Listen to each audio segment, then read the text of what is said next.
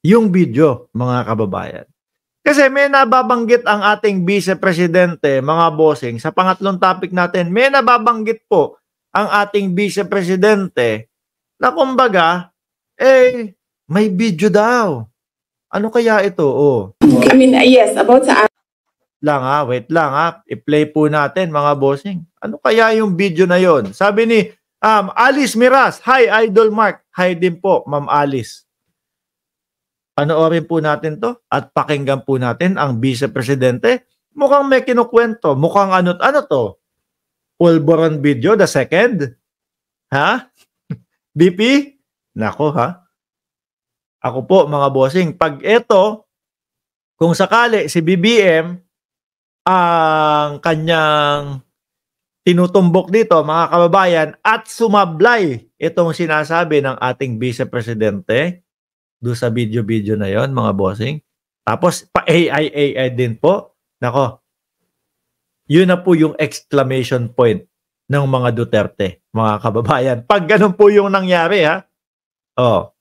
Pero kapag ka walang lumabas, pag nag-alamaharli ka lang din po, umabot sa punto na parang umabot sa 3 buwan, 4 na buwan, 5 buwan, walang nilalabas, ay wala. No? Ano lang yan? Yung tipo bang hindi gustong pasabikin yung Pinoy eh.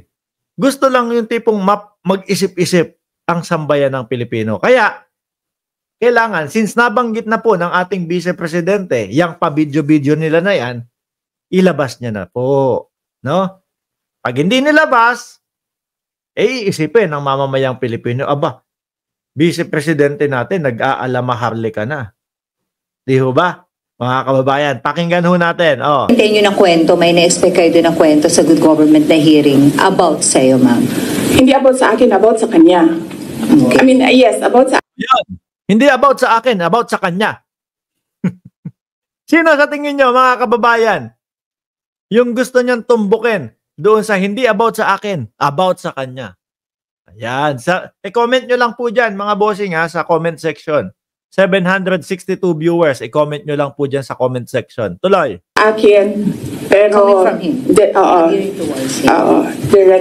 related sa kanya. May video pa yun eh. Ayan. May video pa yun eh. Diba? Sige nga. Any follow-up, Kat? Tapos sabi nila, ako daw yung hindi mapagkatiwalaan. Eh, hindi nga lumalabas yung video. Wala nga nakakaalam ng video eh. Ayun! So, ibig sabihin ng ating Vice Presidente, ha? Tapos ako pagbibintangan nila na hindi ako napagkakatiwalaan. Yung video nga na yun eh. Matagal kong ikinikim-kim, hindi ko nilalabas. Ayan, ha? Oh. So, gusto niyang puntuhin dito, mga bossing, meron siyang video na isinisikreto na dapat hindi siya pinag-iisipan ng masama, no? No? O dapat hindi siya pinag-iisipang naguhudas siya. Tuloy pa natin. Tuloy, exciting to ah. Ako lang. Video, ma'am. Ma'am, anong video, ma'am? Basta. Ako, napakute na. Oh. Ma'am, syempre mga bossing ha, maiintriga yung mga nag-aano dyan. Maiintriga po mga kababayan yung mga nagtatanong sa kanya dyan. Scoop yan eh. Hanggat maaari, gusto nilang malaman yan, mga bossing. Di ba? Oh, biglang nagpakyut. Ma'am, anong video po, ma'am? Ma'am, anong video po yun, ma'am? Ay, pag sinabi ko yung gender, alam niyo na kagad kung sino eh. Oh, yan. Di ba? Medyo Maharlika style, mga kababayan. Ano? Tingin ko, aabot to ng siguro. Aabot sa mga balita, no? Tapos aabot ng 3, 4, 5 buwan. Oh. Ma'am, ano pong video yung binabanggit nyo? Oh. Pa-effect na iyaha. Siyempre naman tayo, ano kaya yung video yung iniisip ni BP sa sinasabi ni BP Sara? Anong video? Alam niya naman, di ba? Gusto niya lang talaga manggaling sa akin. Ma'am, no, hindi po. Alam nyo naman, di ba? Ano yung ibig sabihin? Pulboron video? Yun din po, ayun, tama, Just Vincent, yun din ang naisip. Ano? Sabi ni Jose Marie, Jaime, evidente, blackmail ang datingan na. Correct. pumasok sa isip ko, ano yung pulburon video din? Ibig sabihin, naniniwala ang ating vice-presidente doon? O may mas malinaw siyang kopya nung pulburon video na yon? Sige nga. JC, alam mo. Oh. Hindi alam eh. May tinuturo siyang pangalan. O JC, alam mo. Pakinig ko doon sa background, parang hindi naman. Hindi alam, no? Sabi ni Kimberly, aabot yung video na naman na yan ng taon. Maybe 10 years. Ay, hindi. Hindi aabot ng 10 years yan, Kimberly. Kasi, kaya naman po sila nagagaganyan. Gusto nilang mapababa ang ating presidente. Eh, tapos na po ang termino ng ating presidente noon. Kumbaga, kapag lumagpas ng another 4 years yan, kasi nakakadalawa na, di ba? Wala nang saysay. Mga kababayan, iba na siguro kung hindi nila nahawakan ulit yung kapangyarihan pagkatapos ni PBBM o yung kung sino naman ang nasa kapangyarihan, baka naman yun naman ang may video. Di ho ba mga kababayan? No, we don't know. Oo, antayin natin. Mahaba kasi yung kwento sa kanya. Tapos pag kinento ko yung parte lang ng question na yan, sayang naman yung ibang chismis. Hindi chismis yan kasi ako yung ano eh. Chismis daw. May gapak sabi ni Jordan G, may gapak yan si Inday Pusit. Ito yung may alam. Is this the pulburon video? Hindi, iba pa. Iba pa. Hindi ito yung pulburon. Hindi din. Hindi din. Wala, parang blackmail lang ho ito, mga kababayan. Tama yung isang nagkomento. Blackmail ang estilo. So, di po bang parang, para mag-isip ang sambayan ng Pilipino. Pero Inday BP, kapag ka walang lumabas o hindi mo na ipakita sa amin yung video na yan, since lumabas na sa bibig mo, obligado ka ng ipakita yan. Kasi ang iisipin talaga namin dyan, ay wala. Ang ating vice-presidente ay namba-blackmail lang. Di ho ba? Kumbaga, gustong pag-isipin ang sambayan ng Pilipino na may ginagawang kalokohan ng ating presidente at nakuhanan nila ng video. Pero dapat pakita na yan. Labas agad yan. Di ho ba? Labas agad yan. Sabi ni Lenny Pitel, gusto lang niyang ilihis ang kwento. Pwede din po. Mga kababayan, no? Mukhang mainit ang usaping budget. At meron pang mga hindi nasasagot tungkol sa dating budget. Sabi ni Leonora, alam ko na, video nyo ni PBBM, nakabit ka niya according sa Warp Spotted PH. Naku po. Si Sara na ang bagong Christopher Min o Inday Badiday. Oo. Mga politician. Wala na bang question? Ano na ito? Fishing na ito. Fishing. Ma'am, yung topic na lang ng video about saan lang yung video. If not, Next question na. Siyempre ho mga kababayan, vice-presidente yan. Pag nagsalita po ng ganun yan, no? Hahagilapin po ng mga media yan. Magiging issue po yan. Po-focus ngayon kasi vice-presidente na ang nagsalita eh. Nasabi niya hindi ko inilalabas yung video. No? Iniisip nila, hinuhudas ko sila. Tignan mo, etong ang bidyong alam ko hindi lumalabas. Tapos sasabihin nila, ako ang humuhudas sa kanila. Yan. Di ho ba mga kababayan? Ngayon, magiging issue. Kukulitin po sila niyan, mga bossing, ng mga media, kukulitin ng taong bayan yan. Hanggang sa divert na po doon, mga kababayan, yung issue. Inday, labas mo na. Atat kami dyan. Maraming salamat. Next question, Jason. So, sa tingin mo ba, VP? Walang video. Grabe, ano? Ma'am, mag-iintay po kami. Siguro 1 week o 2 linggo, ilabas nyo po. Pagka yung video na ipinakita nyo po, no? Kung si BBBM man yan, talagang dapat bumaklas ng suporta kay PBBM, gagawin po namin. Pero kapag wala pong video na naipakita O tapos AI yan lang, AI na naman ang lalabas, Diyos ko. Siguro po, yun na yung exclamation point po o yung tuldok end para sa apelido nyo po. Sayang, no? Mukhang critical po yung video na yan, mga kababayan. Kailangan lumabas. Hindi po papayag ang media, hindi po papayag ang taong bayan na hindi po mailabas at hindi po malaman kay BP Sara yan. Oo. Yun lang po. No? Pag hindi lumabas, iisipin, blackmail ang labanan. Pagka lumabas at totoo at talagang hindi dapat nang suportahan ng ating presidente, babaklas kami ng suporta.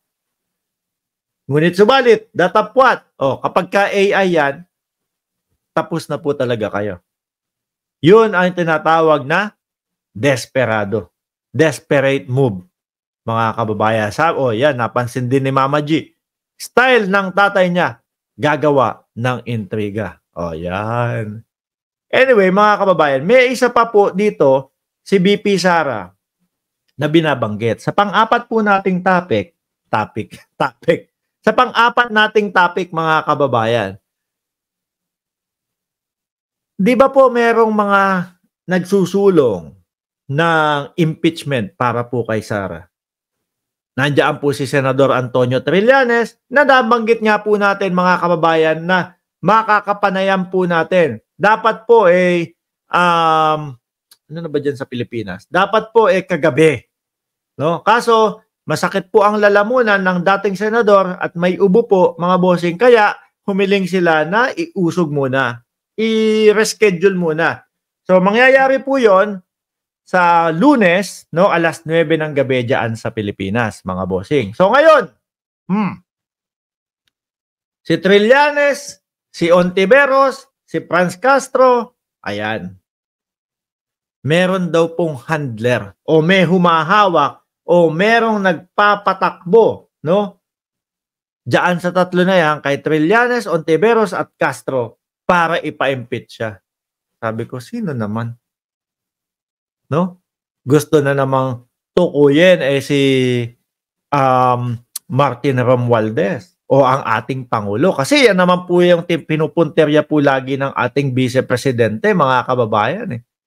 Martin Romualdez or yung hindi niya nakaibigan na si Pangulong Marcos, mga kababayan. So sabi ko, isa-isahin po natin. Ontiveros, hindi pa po nakaupo.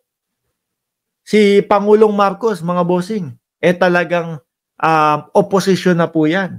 Kay Pangulong Duterte pa lang po, mga kababayan. Kaya hindi ako naniniwala na under si Senadora Risa Ontiveros at magpapagamit si Senadora Risa Ontiveros para i-impeach o ipa-impeach si BP Sara.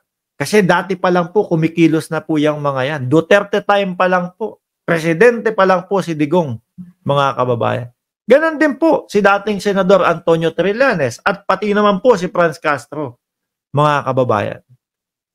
Ngayon, mga bossing, napapansin naman po natin na hindi lang naman po yan ang nagpupush, no? Meron naman po sa Congress, sa pangunguna nung Young Guns, mga kababayan. Napansin naman nila. Ano ang napansin nila, mga bossing? Mukhang hindi interesado ang ating Vice Presidente sa kanyang trabaho.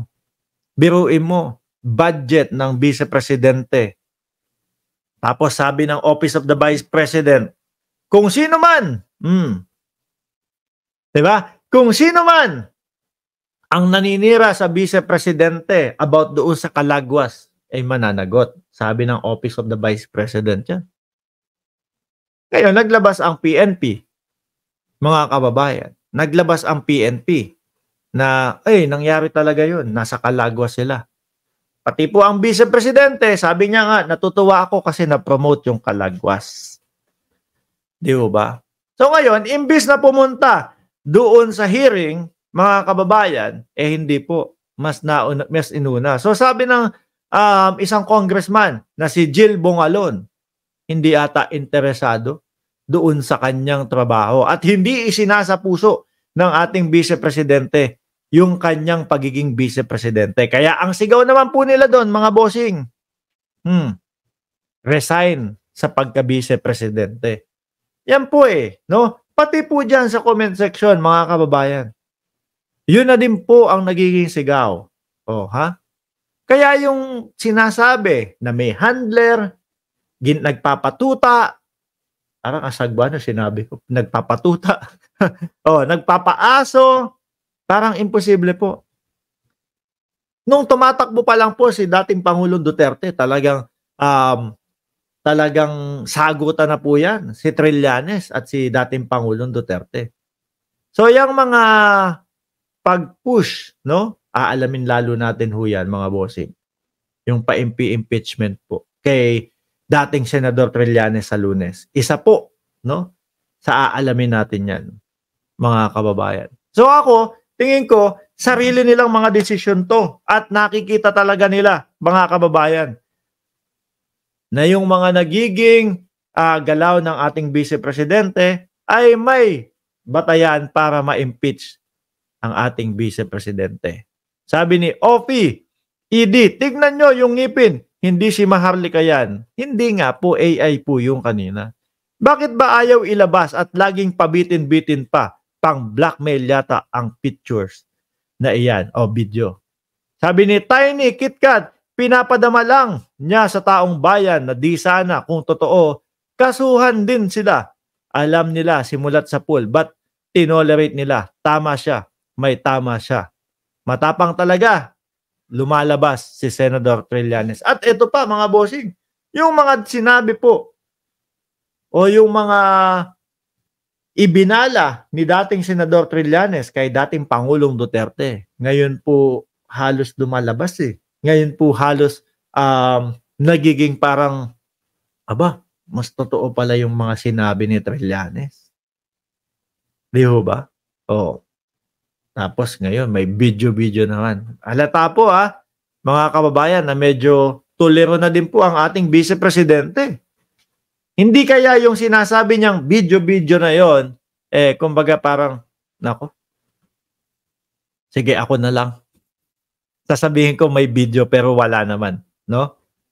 Ayan, hamunin natin ang Vice Presidente na mailabas yung video na yan. Sabi ni Ernesto Radillas, ang video na yan ay pangtapal ni Sara sa bribery case niya o para mapunta naman doon yung focus ng tao. Ano ho? Ay nako, hindi. Kasi kung gusto po ng Vice Presidente natin na talagang makapagsilbi bilang isang presidente sa 2028, yan pong mga yan, yung mga gap, no? O yung mga hindi nasagot, kailangan po nating marinig yan. Sabi ni Joel Carino, ayan na naman, video na naman, wala nang maiba to alam naman na wala namang naniniwala. At saka kung meron man, malamang sa alamang po, matagal na nang nilabas yan. Malamang napilit na po ng dating Pangulo, si BP Sara, na ilabas yan. Di ho ba? Napilit na si Inday Sara na ilabas yan. Well, malalaman po natin kung meron talagang video na ilalabas or wala lang or chika-chika bum-bum lang or pantakip butas lang po o panapal, no?